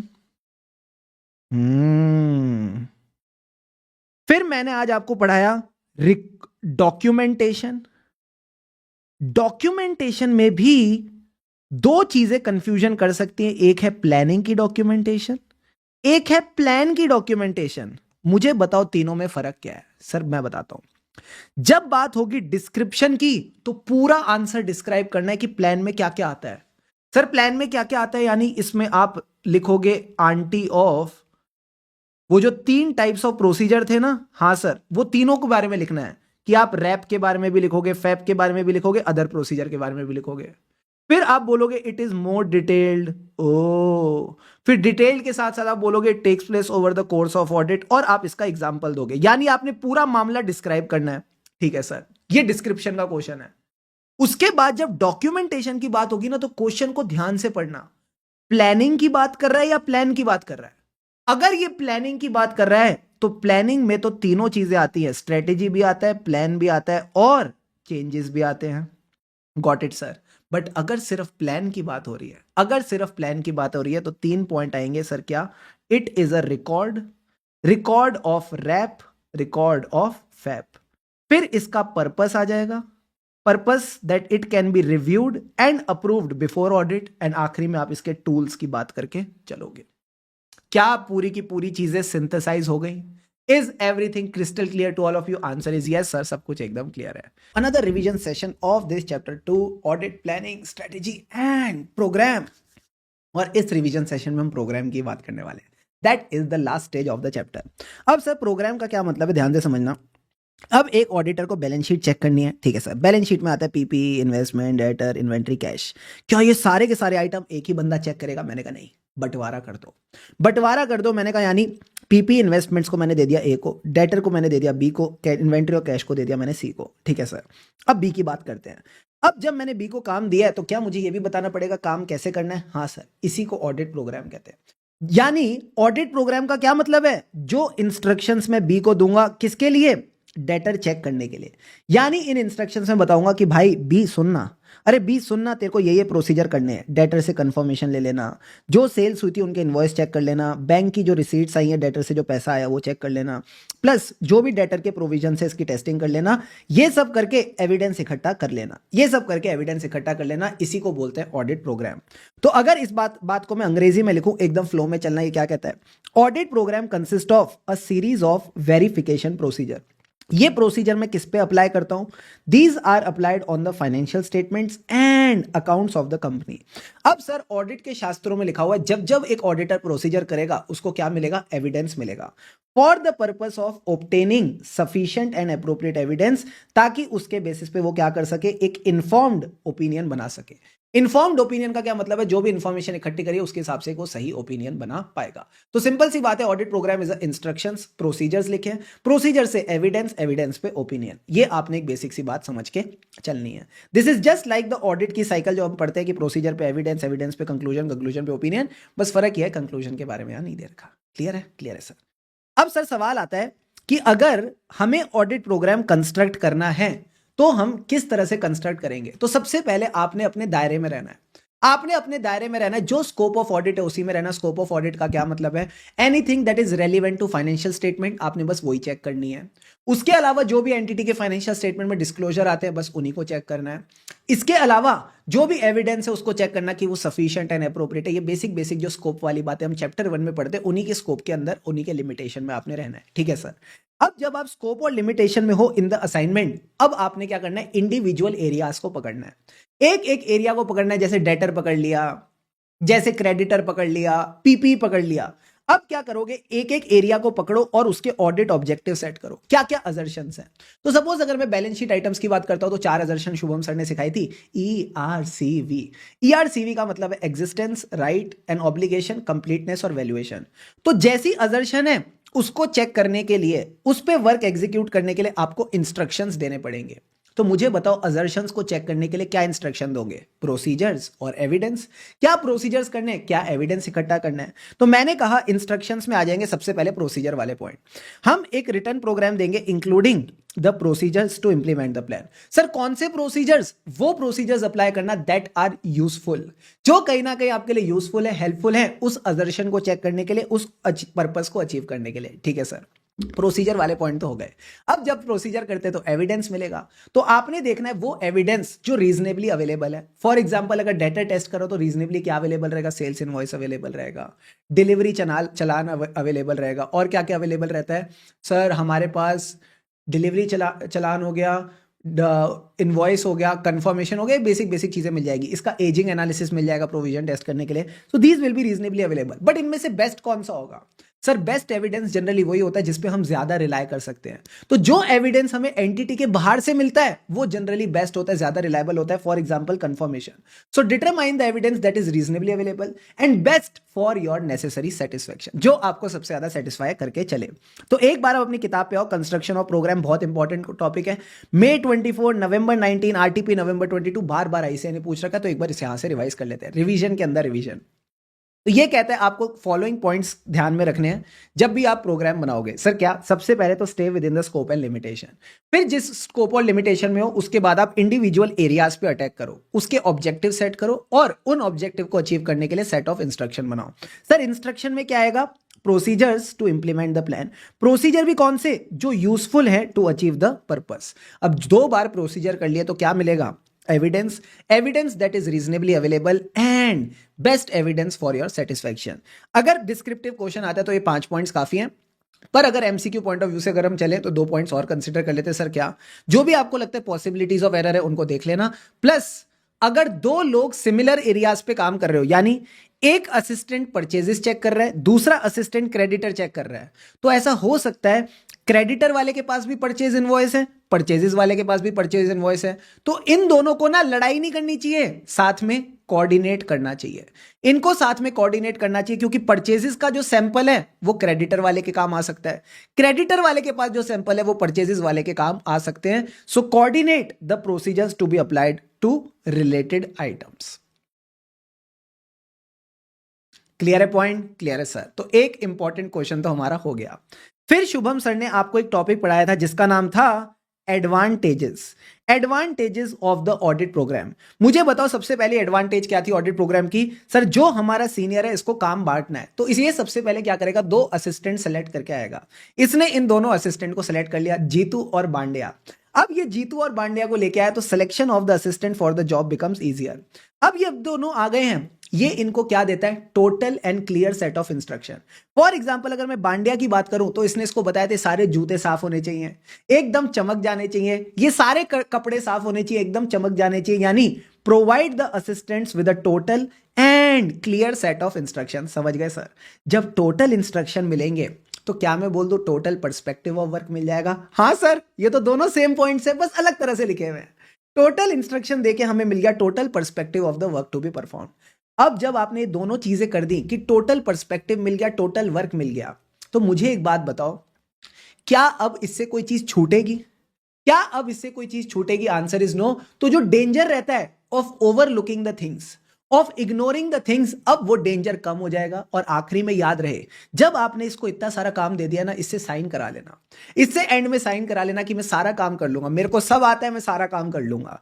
तो putting a signature on the programme, he accepts the responsibility कि भाई जो काम दिया गया ये कर लेगा, और अगर कल को कोई गलती निकली it can be traced back to the assistant.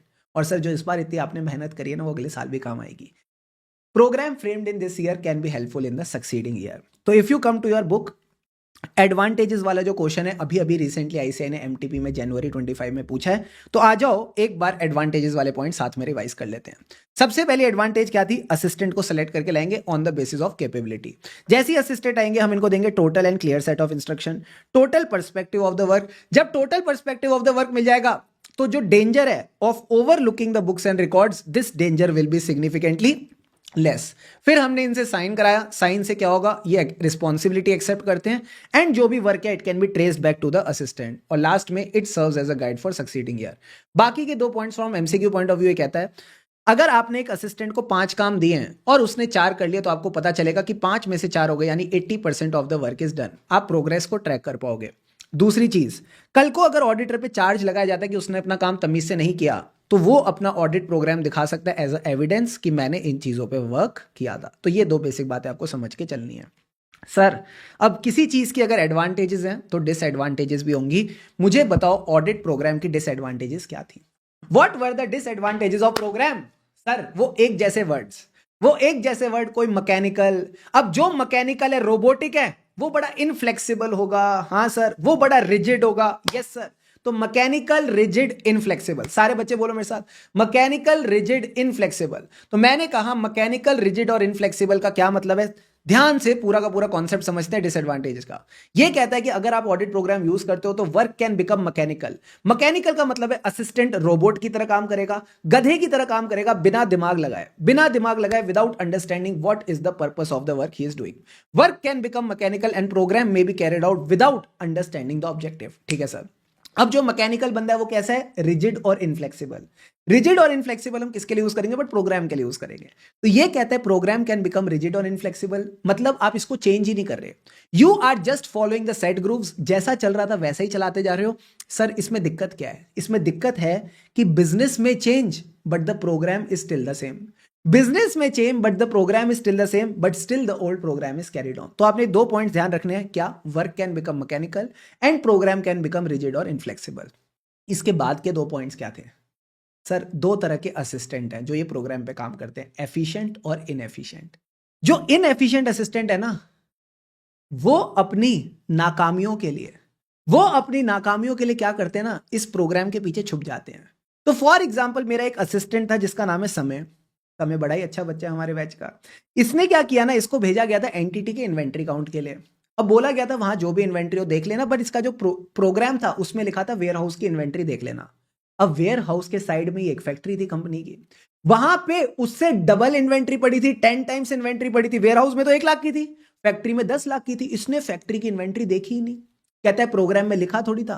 तो अगर कोई इनएफिशिएंट असिस्टेंट होगा तो वो क्या करता है, वो प्रोग्राम के पीछे शेल्टर ले लेता है, वो कहीं ना कहीं अपनी डेफिशिएंसीज को डिफेंड करने की कोशिश करता है। वाह क्या बढ़िया वर्ड है, वो अपनी डेफिशिएंसीज को डिफेंड करने की कोशिश करता है, ये कह के कि no instruction was there in the program. ठीक है सर। और एफिशिएंट असिस्टेंट क्या होता है सर, उसकी एफिशिएंसी को तो हम खत्म ही कर देते हैं। अगर आपने एक हार्ड एंड फास्ट प्रोग्राम बना दिया ना कि जैसा लिखा है वैसे ही करना है, उसके अलावा कुछ नहीं करना है, तो क्या होगा ना सर, जान ले ली जाएगी। किसकी जान ले ली जाएगी, it will kill the initiative, it will kill the initiative of efficient and enterprising assistant. बस इतनी सी बात आपको समझ के चलनी है। अब सर क्या हम इस डिसएडवांटेज को एलिमिनेट कर सकते हैं, आंसर इज यस, कर सकते हैं। कैसे, सबसे पहले तो सीनियर को सुधारो, मैंने कहा सीनियर को कैसे सुधारें, याद है ऊपर एक डिसएडवांटेज बताई थी कि बिजनेस तो बदल गया बट प्रोग्राम नहीं बदला। अब सर बिजनेस में क्या चेंज आया, तो मान लो बिजनेस ना ऑफलाइन से ऑनलाइन चला गया, जो एंटिटी का बिजनेस है वो ऑफलाइन से ऑनलाइन चला गया, तो सीनियर को ना थोड़ा इमेजिन करना पड़ेगा कि अगर ये लोग ऑनलाइन चले गए तो इनके प्रोसेसेस कैसे होंगे, फिर उन प्रोसेसेस के अराउंड इसको प्रोग्राम बनाना चाहिए। तो ये कह रहे हैं there should be imaginative supervision, जो बंदा सुपरवाइज कर रहा है, सीनियर कर रहा है, वो इमेजिनेटिव होना चाहिए of the work carried out by assistant. ठीक है सर। और जो असिस्टेंट है, मैंने क्या कहा था, एंटरप्राइजिंग एफिशिएंट असिस्टेंट है। हाँ सर, ये अपना दिमाग बढ़िया खुला रखें। तो this will encourage the assistant should B encourage, क्या सर, कि जो भी मैटर्स है इनको ऑब्जर्व करे, और अगर इसको लगता है कोई सिग्निफिकेंट मैटर मिला, इन सारे के सारे मैटर्स में अगर इसको लगता है कोई सिग्निफिकेंट मैटर मिला, तो ये लेके आए to the notice of the senior और द प्रिंसिपल। ठीक है सर। अब एक बात बताओ, जब जूनियर सीनियर के पास जाएगा तो क्या सीनियर इग्नोर कर दे, चल हट, या फिर इसने जो बात बोली उसको अच्छे से रिसीव करे, यानी the senior should also have a receptive attitude toward the assistant. तो 3 स्टेप फ्लो में चलना, मजा आ जाएगा। सबसे पहली चीज क्या थी, imaginative supervision of the assistant. Second thing क्या थी, असिस्टेंट भी चीजों को अच्छे से ऑब्जर्व करे, अगर कोई सिग्निफिकेंट मैटर मिलता है तो सीनियर पास लेके आए। एंड थर्ड पॉइंट इज, जब वो लेके आता है तो उसका भी रिसेप्टिव एटीट्यूड होना चाहिए, चीजों को अच्छे से रिसीव करे। क्लियर है बॉस, क्लियर है सर। इसके बाद हमने इसी का एक क्वेश्चन भी किया था। सर क्वेश्चन कौन सा किया था, अगर आप अपने क्वेश्चन बैंक पे आओ, तो सर क्वेश्चन बैंक में if I talk about question number 14 अगर आप करोगे ना तो सर सबसे नकली क्वेश्चन है, ऊपर पूरा रायता फैला रखा और लास्ट लाइन में सीधा पूछ रखा है what are the advantages of audit. तो सीधा पहले लास्ट लाइन पढ़ा करो, उसी से क्लियर हो जाता है क्या पूछना चाह रहा है। तो एडवांटेजेस में जो एडवांटेज बताए वो सीधा आ जाएंगी। ठीक है सर। फिर अगला क्वेश्चन है क्वेश्चन 15, इसका जो एमटीपी सितंबर 24 स्टडी मटेरियल का क्वेश्चन है, एकदम क्लासिक क्वेश्चन है। ये कह रहा है कि कुछ डिसएडवांटेजेस होती हैं ऑडिट प्रोग्राम में, तो आपने पहले इस आंसर में डिसएडवांटेज लिखनी है। फिर ये कह रहा है कि हम उनको रिमूव भी कर सकते हैं बाय टेकिंग सम स्टेप्स। तो जो आखिरी में मैंने आपको 3 स्टेप्स बताया ना, उन्हीं 3 स्टेप्स को लिखना है। इमेजिनेटिव सुपरविजन, सिग्निफिकेंट मैटर्स को सीनियर के पास ले जाओ, और लास्ट में मैंने आपको क्या बताया, जब वो लाएगा तो रिसीव भी करना है, यानी receptive attitude regarding the assistant. Clear है। कसक ने तो भाई साहब सारी की सारी बातें एकदम समराइज कर दी चैट बॉक्स में, वेरी गुड, क्लैपिंग। बस सर इसके बाद तो सर मरियल टॉपिक पढ़े थे, एकदम मरियल इजी टॉपिक पढ़े थे। मुझे बताओ क्या मैं सारे बिजनेस के लिए एक ही प्रोग्राम बना सकता हूं, आंसर इज नो। सर क्यों, क्योंकि देयर आर वेरिएशन।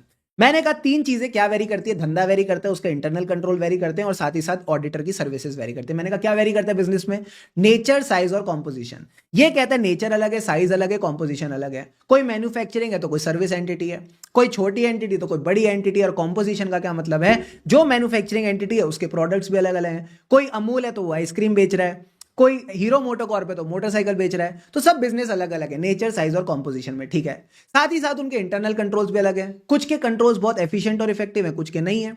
तो ये भी आपको ध्यान रखना है। एंड तीसरी चीज ये बोलता है ऑडिटर की जो एग्जैक्ट नेचर ऑफ सर्विसेज है ये भी बदल जाती है, क्योंकि बिजनेस अलग है तो ऑडिटर की सर्विस भी बदल जाती है। फॉर एग्जांपल, अगर किसी का मैन्युफैक्चरिंग एंटिटी रहेगी तो आपको इन्वेंट्री काउंट पे जाना पड़ेगा, सर्विस में नहीं भी जाना पड़ेगा। तो ये आपको बस ध्यान रखना है, तीन चीजें बदलती हैं। क्या, धंधा बदलता है, बिजनेस, और यू कैन से बिजनेस के इंटरनल कंट्रोल, और बिजनेस इंटरनल कंट्रोल का जो आप ऑडिट करते हो उसकी सर्विसेज बदल जाती हैं, क्योंकि ये तीन चीजों में वेरिएशन है। Evolving one program for all is not practicable. Easy easy sir. अब इसी कॉन्सेप्ट को मैंने यूज किया, और आईसीआई का एक क्वेश्चन सॉल्व कर दिया। क्या बात कर रहे हो सर? हाँ, आईसीआई ने इस क्वेश्चन में क्या पूछ रखा था कि आपने पी को सजेस्ट करना है कि कौन से मैटर कंसीडर करें while preparing the audit program. तो ऑडिट प्रोग्राम प्रिपेयर करना बोल दो, डेवलप करना बोल दो, कंस्ट्रक्ट करना बोल दो, वही जो 5 पॉइंट्स है कंस्ट्रक्शन वाले इसमें आ जाएंगे, ठीक है सर। उसके बाद ये कहता है कि दो एंटिटीज हैं, टाइम लिमिटेड और बेक्स लिमिटेड, दोनों का धंधा अलग है। आर कहता है सेम प्रोग्राम यूज कर लो, पी कहता है सेम प्रोग्राम यूज नहीं होगा। तो जब दो धंधे अलग है तो आप सेम प्रोग्राम यूज नहीं करोगे। तो ये पूछता है क्या पी सही है in suggesting a different audit programme. Answer is yes, P सही है। बट पी सही है लिखना काफी नहीं होगा, वही 3 पॉइंट्स आपने लिखने हैं। Nature, size and composition of business is different, internal controls की efficiency is different, and last में आप बोलोगे nature of services is different for the auditor. Due to these differences, due to these variations, one audit programme is not possible, he should draft a different programme. Clear है boss? Clear है sir. तो ये आपको बस ध्यान रखना है। अब कई बच्चे ना थोड़ा घबरा जाते हैं, सर इतना बड़ा आंसर लिखना पड़ेगा। अगर आप एक पेज में लिखने की कोशिश करो ना, 5 पॉइंट आपको कंस्ट्रक्शन के लिखने हैं, 3 पॉइंट आपको ऑडिट प्रोग्राम के लिखने हैं, बस ये 8 पॉइंट अगर आप लिखोगे ना तब भी पूरा पेज नहीं भरेगा, तो ऐसा कोई बड़ा आंसर नहीं है। नजरिया बदलो, थोड़ा सा नजरिया बदलो तो चीजें बदलेंगी, ठीक है। हल्की चीजें हैं यार, रिलैक्स करके करो प्रॉपरली। अब आओ नेक्स्ट टॉपिक पे। सर नेक्स्ट टॉपिक कौन सा था सर? वो था assistant should be encourage to keep an open mind. तो इसमें हमने क्या पढ़ा? मैंने आपको बस इतना बताया कि जो बिजनेस है ना, ठीक है सर, उसका नेचर, साइज एंड कॉम्पोजिशन, जो इंटरनल कंट्रोल है उसकी एफिशिएंसी या उसके ऑपरेशंस, जो ऑडिटर का स्कोप है, नेचर ऑफ सर्विसेज है, इनको ध्यान में रखते हुए आप एक मिनिमम एसेंशियल वर्क डिसाइड कर लो कि इतना तो करना ही है, उसको हम स्टैंडर्ड प्रोग्राम बोलेंगे। ये जो 3 पॉइंट्स है मैंने ऊपर से चुराए हैं, जो ऊपर 3 पॉइंट दे रखे थे उन्हीं को चुरा के मैंने आंसर बना लिया, ठीक है सर। अब ये कहता है जो स्टैंडर्ड प्रोग्राम आप असिस्टेंट को दोगे वो उसमें कुछ एडिशंस, कुछ डिलीशंस कर सकता है। अगर उसको लगता है कोई सिचुएशन रेलिवेंट है उसको ऐड ऑन कर दे, अगर उसको लगता है कोई सिचुएशन इररेलिवेंट है तो उसको हटा दे। सर रेलिवेंट है मतलब as the experience is gain and he feels something is relevant which was originally left out, तो इट मे बी इंक्लूडेड, वो उसको इंक्लूड कर सकता है ऑल्टर करके। बट अगर उसको लगता है there is something which is unnecessary और इररेलिवेंट, तो फिर वो सिचुएशन को ड्रॉप भी कर सकते हैं। फॉर एग्जाम्पल एंटिटी के पास कैश ही नहीं है तो कैश काउंट करने की जरूरत नहीं है। तो ये बेसिक बात के बाद बस आपने कंक्लूड कर देना है, कीप एन ओपन माइंड। और अगर आपको कोई सिग्निफिकेंट मैटर मिलता है, bring it to the notice of your senior. अगर पार्टनरशिप फर्म है तो टॉप पे कौन रहता है? पार्टनर। और अगर प्रोपराइटर है तो टॉप पे रहता है प्रोपराइटर। इनको बता देना, इनको आप बस बता देना। एंड इसी पे we did our question number कौन सा? मैंने कहा क्वेश्चन नंबर 16, एमटीपी सितंबर 24। यहां पे क्या हुआ था सर? यहां पे भी एक स्टैंडर्ड प्रोग्राम बना के दे दिया गया था असिस्टेंट को, और असिस्टेंट ने स्टैंडर्ड प्रोग्राम के हिसाब से काम कर दिया। तो बताओ असिस्टेंट सही है? आंसर इज नो, असिस्टेंट नालायक है। असिस्टेंट नालायक क्यों है सर? इसको स्टैंडर्ड प्रोग्राम में ऑल्टरेशन भी तो करनी चाहिए थी। अगर कोई सिचुएशन लगती है इसको रेलिवेंट है तो इसको इंक्लूड कर देनी चाहिए थी, इसको कहीं ना कहीं इसको इंक्लूड कर देना चाहिए था। Answer is yes. अगर लगता है कोई वर्क अननेसेसरी है, इररेलेवेंट है, इसको ड्रॉप कर देता। तो मेनली इसको ओपन माइंड रखना था और सिग्निफिकेंट मैटर्स को रिपोर्ट करना था टू द सीनियर्स। तो कंक्लूड भी यही करेंगे, attitude is not justified, keep an open mind. ठीक है, आपसे भी मेरी ये रिक्वेस्ट है, जब भी कोई टॉपिक पढ़ो, जब भी कोई क्वेश्चन करो, एकदम ओपन माइंड के साथ करो, तो फिर सब सही होगा। तो लास्ट पार्ट में मैंने क्या किया, मैंने आपको एक टॉपिक पढ़ाया जिसका नाम है periodic review of the audit program. अब इस टॉपिक को हम क्यों पढ़ते, कैसे पढ़ते, एक बार फील समझना।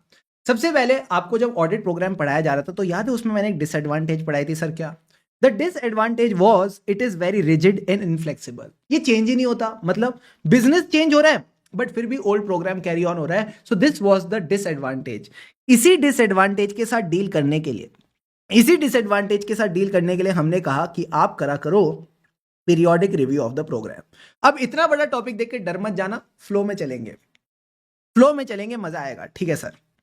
तो सबसे पहले सवाल अपने आप से पूछो, why do we need to do the periodic review of program? तो ये कहता है असेस करने के लिए, कहीं ना कहीं असेस करने के लिए कि आज भी क्या ये कंटिन्यू करता है to be adequate for obtaining. मुझे बताओ ऑडिट में हमें क्या चाहिए सर? एविडेंस और इंफॉर्मेशन। तो जो नॉलेज और एविडेंस चाहिए उसको ऑब्टेन करने के लिए क्या ये एडिक्वेट है या नहीं? ठीक है सर।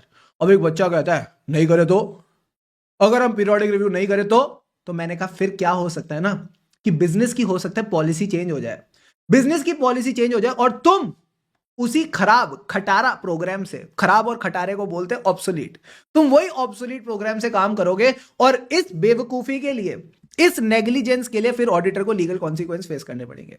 तो आपने सिंपल सा बोलना है there can be changes in the business policy and still the old programme is carried on. ये जो हमारा पुराना ऑब्सोलीट प्रोग्राम है उसी को कैरी ऑन कर रहा है। So for this negligence auditor can be charged with legal consequences.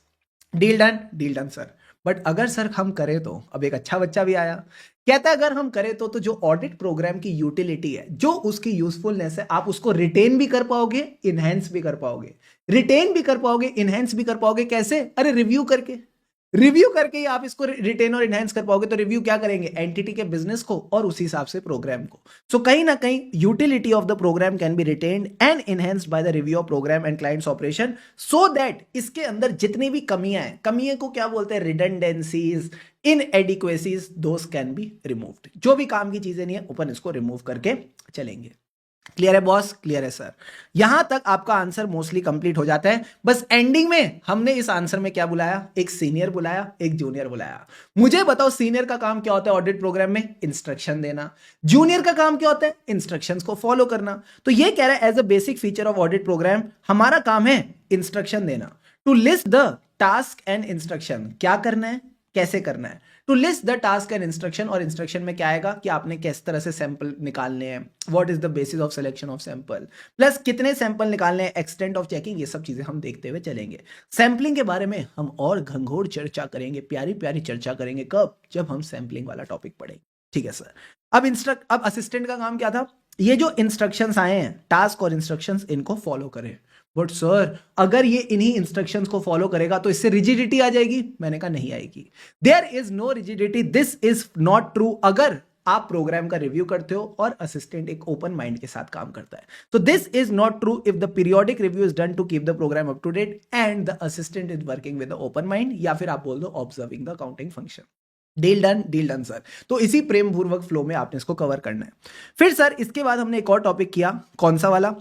Audit program design to provide the audit evidence. तो जो बातें अभी तक हमने पढ़ रखी है ना कि प्रोसीजर परफॉर्म करेंगे, उससे एविडेंस मिलेगा, एविडेंस पे कंक्लूजन, तो वही बेसिक बातें यहाँ पे रिवाइज करा रखी है। तो एक बार आओ मेरे साथ रीड करो।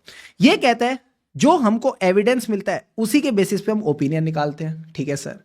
अब हमें एविडेंस कैसे मिलेगा? प्रोसीजर्स और टेक्निक्स करके।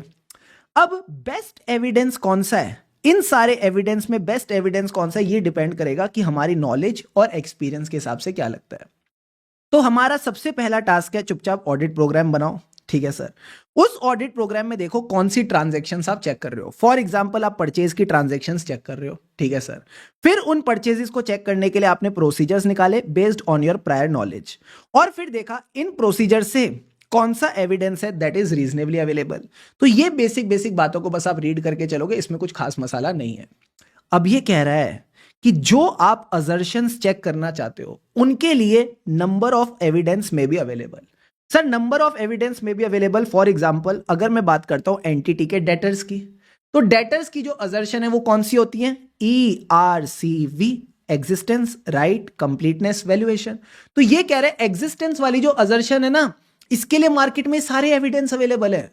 कोई इनवॉइस, कोई डेबिट और क्रेडिट नोट, कोई मंथली अकाउंट स्टेटमेंट, कोई confirmation, all the evidence are available in the market. So ये कह रहा है for the assertions number of evidence can be drawn and इन्हीं एविडेंस को आपने कंसीडर करना है और वे करना है टू एसर्टेन क्या ये प्रूव और डिसप्रूव करते हैं असर्शन। सर प्रूव करते असर्शन मतलब फॉर एग्जांपल मैंने इनवॉइस लिया तो उससे पता चलेगा डेटर एग्जिस्ट करता है या नहीं करता है। कम ऑन, डेटर एग्जिस्ट करता है मतलब प्रूफ असर्शन, एग्जिस्ट नहीं करता है टू डिसप्रूव द असर्शन। ठीक है सर, अब जो आपने ये एविडेंस लिए इनमें से देखो कौन सा एविडेंस है जो आपको हाईएस्ट सेटिस्फैक्शन देता है अबाउट द एप्रोप्रिएटनेस और इन एप्रोप्रिएटनेस ऑफ द असर्शन। तो मैंने आपको बोला था इन सारे एविडेंस में से मैं हाईएस्ट वेट देता हूं उस एविडेंस को जो हाईएस्ट सेटिस्फैक्शन देता है about the assertion. For example अगर मैं इन सारे एविडेंस की बात करूं, sales invoice, debit note, credit note, monthly account statements, किसी भी डेटर को चेक करने के लिए, ये सब पीडीएफ फॉर्मेट में होते हैं तो इनमें चेंजेस हो सकते हैं, बट अगर मुझे डेटर से डायरेक्टली कंफर्मेशन मिल रही है एज अ ऑडिटर तो ये मुझे हाईएस्ट सेटिस्फैक्शन देगा। क्या ये बेसिक सा कॉन्सेप्ट सबको क्लियर है? हाँ सर, तो इसको बस आप रीड करके चलोगे। अब सवाल है कि इस पे सवाल क्या आ सकता है, तो इस पे सवाल ऑलरेडी आपके क्वेश्चन बैंक में दे रखा है। अगर आप आओ क्वेश्चन नंबर 18 पे, तो जो लाइन आपकी नोट्स में थी वही की वही दे रखी है, सारे बच्चे मेरे साथ रीड करेंगे। देखो क्या कहता है, in most of the assertion evidence can be drawn and weighed which can be there to prove और डिसप्रूव द असर्शन। प्लस जो आप एविडेंस लेते हो वो कहां से लेते हो? वैरायटी ऑफ फील्ड से। इसको एनालाइज करो। तो मैंने कहा एनालाइज कुछ नहीं करना, जो क्वेश्चन की लाइन दे रखी है उसी को लिख दो। और वैरायटी ऑफ फील्ड्स के लिए आपको पता होना चाहिए what are the variety of field जहां से हम एविडेंस ले सकते हैं। तो इसके लिए हमने क्या ध्यान रखा था सर? इसके लिए हमको बस इतना पता होना चाहिए वैरायटी ऑफ फील्ड्स कहां कवर होती हैं? इंटर की एग्जामिनेशन में। जो हमारी इंटर की एग्जामिनेशन होती है वहां पे वैरायटी ऑफ फील्ड्स कवर होती हैं। तो एक ही स्टेटमेंट याद रखना, इंटर की एग्जामिनेशन। सर स्टेटमेंट का क्या मतलब है? जो स्टेटमेंट्स मैनेजमेंट और एम्प्लॉयज ने दिए यानी कंपनी के अंदर के लोग, जो स्टेटमेंट्स और एक्सप्लेनेशन थर्ड पार्टीज ने दिए यानी बाहर के लोग। फिर मैंने कहा था इंटर की एग्जामिनेशन, इंटर का मतलब है internal controls and internal checks, यहां से एविडेंस मिल सकता है। Inter relationship between the accounting data, और एग्जामिनेशन का मतलब है डॉक्यूमेंट्स एग्जामिन करना या फिर एसेट्स जैसे कि इन्वेंट्री और पीपीई को फिजिकली एग्जामिन करना। क्लियर है? ये 4-5 एग्जांपल्स। Yes sir. इसी के बाद हमने 3 एग्जांपल और डिस्कस करे थे। बताओ क्या? Cash in hand. Cash in hand को चेक करने का सबसे बढ़िया तरीका है काउंट कर लो। अगर कोई इन्वेस्टमेंट आपने बैंक के पास गिरवी रखवा रखी है, प्लेज करवा रखी है कोई लोन लेने के लिए, तो आप बैंकर का सर्टिफिकेट ले सकते हो। अगर आपके कोई डेटर्स हैं तो डेटर्स के लिए मैंने आपको ऑलरेडी बता दिया क्या क्या मार्केट में एविडेंस अवेलेबल है। Invoice, debit note, credit note, monthly account statement for the customer, सबको हम साथ में ले सकते हैं। ठीक है सर, बट हम बैलेंस कंफर्मेशन क्यों करते हैं? ताकि हमें ग्रेटर सेटिस्फैक्शन मिले। इसके बाद जो दे रखा है इसको आप इग्नोर भी करके चलोगे तो काम हो जाएगा। तो यहां पे आपका पूरा का पूरा ये वाला टॉपिक कवर हो जाता है। लास्ट में मैंने आपकी जो मन की मनोकामना थी वो क्या थी? सर हमको एक ऑडिट प्रोग्राम दिखा दो ना, हमको एक audit program as a sample दिखा दो ना। तो ये हमने ऑडिट प्रोग्राम डिस्कस किया था। पहले सेल्स की बात की थी, फिर परचेजेस वाली। तो सेल्स के केस में सर सबसे पहले क्या आएगा? मैंने कहा सबसे पहले तो आपने लिखना है एंटिटी का नाम जिसका आप ऑडिट कर रहे हो। So name of the concern, for example fine industry. फिर आएगा फाइनेंशियल ईयर जो भी है, इसमें हमने एग्जांपल में ले लिया 21-22। फिर आप बताओगे इस प्रोग्राम को प्रिपेयर किसने किया, अप्रूव किसने किया, रिव्यू किसने किया। यानी prepare, review and approved by whom, उनके नाम और उनकी डेट आ जाएगी। ठीक है sir. Then only thing you need to write is the nature of procedure. इस प्रोसीजर में आपने कितने सैंपल चेक करे, ये कैसे डिसाइड किया कि इतने सैंपल चेक करने, यानी basis of sampling and the done by, किसने ये काम किया है। अब सर एक बात बताना, लॉजिकली चलना, कॉन्सेप्चुअली चलना, मजा आएगा। अगर मैं एंटिटी की सेल्स चेक कर रहा हूं तो ये कौन से अकाउंट्स पे इंपैक्ट डालेगी? सेल्स अकाउंट पे इंपैक्ट डालेगी। Yes sir. प्लस सेल्स किसको होती है? कस्टमर को, जो कि मेरा बायर है, उसके अकाउंट पे इंपैक्ट डालेगी। तीसरा इन्वेंट्री पे। तो आप बोलोगे we will vouch the sales invoices from the records of the concern. ठीक है सर। रिकॉर्ड्स के साथ साथ क्या आएगी? बुक्स ऑफ अकाउंट, जो सेल्स का अकाउंट है। ठीक है। सेल्स के अकाउंट के बाद मैंने क्या कहा था? बायर, यानी accounts of the buyer, plus हमारे स्टॉक रिकॉर्ड्स पे भी इंपैक्ट आएगा, इन्वेंट्री पे भी। और क्या मोदी जी तुमको माल निकालने देंगे फैक्ट्री से बिना किसी बिल के? नहीं सर, एक बिल जनरेट करना पड़ता है जिसको बोलते हैं ई वे बिल। तो आप ई वे बिल पोर्टल से ई वे बिल चेक कर सकते हो। सिंपल। इसी से मिलता जुलता क्वेश्चन आईसीएआई ने पूछा था आपके RTP मई 24 में। अब इसमें क्या था सर, इसमें भी हमको सैंपल ऑडिट प्रोग्राम ड्राफ्ट करना है, बट किसके लिए? परचेजेस के लिए। इन परचेजेस में इन्होंने एक स्पेशल बात दे रखी है कि हम जीएसटी रजिस्टर्ड टैक्स पेयर हैं, तो जो भी परचेज इनवॉइस है उनको आप जीएसटी पोर्टल से भी देख पाओगे, बस ये एडिशनल बात ध्यान रखनी है। तो अगेन परचेज को हम परचेज रिकॉर्ड से देख लेंगे, कम ऑन, हम परचेज इनवॉइस को परचेज रिकॉर्ड से देख लेंगे। परचेज रिकॉर्ड्स के बाद किस किस पे इंपैक्ट जाएगा? परचेज अकाउंट पे, परचेज अकाउंट के अलावा सप्लायर पे जाएगा, सप्लायर वाला पॉइंट इन्होंने नहीं लिख रखा। तीसरा इंपैक्ट जाएगा स्टॉक रिकॉर्ड्स पे, तो स्टॉक रिकॉर्ड से देख लेंगे। एंड फोर्थ, वहां पे ई वे बिल की बात की थी, यहां हम जीएसटी पोर्टल से चेक करके चलेंगे। Done done done done done sir. तो यहां आपका पूरा का पूरा revision along with the question bank of your chapter 2 gets completed। और आखिरी में एक छोटा सा सुविचार, सर क्या? It always seems impossible. हमेशा चीजें इम्पॉसिबल ही लगती हैं जब तक हो नहीं जाती। जब तक हो नहीं जाती हमेशा ना चीजों को लेके मन में डर रहता है, क्या होगा कैसे होगा, बट जब हो जाती है ना सर, असली सेटिस्फेक्शन तभी मिलता है, असली सेटिस्फेक्शन तभी मिलता है। तो एक बात बोलूं ना, मार्केट में सबसे बड़ी बीमारी अगर आज की डेट में चल रही है तो सर वो क्या चल रही है? उसको कहते हैं प्रोक्रेस्टिनेशन। प्रोक्रेस्टिनेशन सर, प्रोक्रेस्टिनेशन का क्या मतलब है? चीजों को टालना। और हम चीजों को टालते भी पता है किस लिए? क्योंकि उनसे डर लगता है। फॉर एग्जाम्पल, मैं अकाउंट्स के क्वेश्चंस प्रैक्टिस कर रहा हूं, मुझे कोई क्वेश्चन का डर बैठ गया, मैंने उसको टाल दिया। मैं कॉस्टिंग के कोई क्वेश्चंस प्रैक्टिस कर रहा हूं, कॉन्सेप्ट देख रहा हूं, मैं अरे इतना बड़ा क्वेश्चन है, देखते ही डर गया, उसको टाल दिया। ऐसा लग रहा है इम्पॉसिबल है, मेरे से तो हो ही नहीं पाएगा। दोस्त, उसके साथ थोड़ी देर बैठ के तो देखो, उसको थोड़ा सॉल्व करके तो देखो। चीजें होती हैं, बट कैसे? करने से। अनलेस यू डू देम, होंगी कैसे? ऐसा सोचो जरा। अरे आपने करा ही नहीं और मन में सोचा ऐसे हो जाएंगी क्या? नहीं सर। तो जब तक आप चीजें नहीं करोगे ना, हमेशा ऐसे मन में डर रहेगा, अरे मेरे से होगी नहीं। But once you do them ना, यू गेट टू नो यार हो तो रही है। फिर जब उसको सेकेंड टाइम करते हैं फिर लगता है यार ये फिर से हो गई, वाओ इजी है, एंड फिर धीरे धीरे हो जाती है। अगर आपके पापा ने ऐसा सोचा होता बचपन में कि यार इसको साइकिल चलवाने का क्या मतलब है, चला ही नहीं पाएगा, तो क्या आप साइकिल चलाना कभी सीखते हैं? नहीं सर। तो हमेशा चीज़ें इम्पॉसिबल ही रहती हैं जब तक आप करते नहीं हैं। तो अपने माइंड को ना बस एक ही बात बोलनी है, हो जाएगा। और जब बोलोगे ना हो जाएगा, तो फिर वो भी रेडी हो जाएगा उस चीज़ को करने के लिए, and you will be done with it. हर टॉपिक के बाद हम क्या बोलते हैं? डन डना डन डन। इसी पॉजिटिविटी के साथ, इसी फील के साथ आगे चलते जाओ, and trust me, nothing is impossible. Because किसी ने सही कहा है, इम्पॉसिबल के अंदर भी साफ साफ लिखा है सर क्या? I am possible. चीजें पॉसिबल हैं, बस अपने अंदर ये जज्बा रखो, अपने अंदर ये फील रखो कि मैं चीजें कर सकता हूं। तो विशिंग यू द बेस्ट। मिलते हैं आपसे अगले सेशन में, तब तक के लिए हम हैं राई ऑडिट के, फिर मिलेंगे चलते चलते। Have an awesome day ahead, keep going inter stars.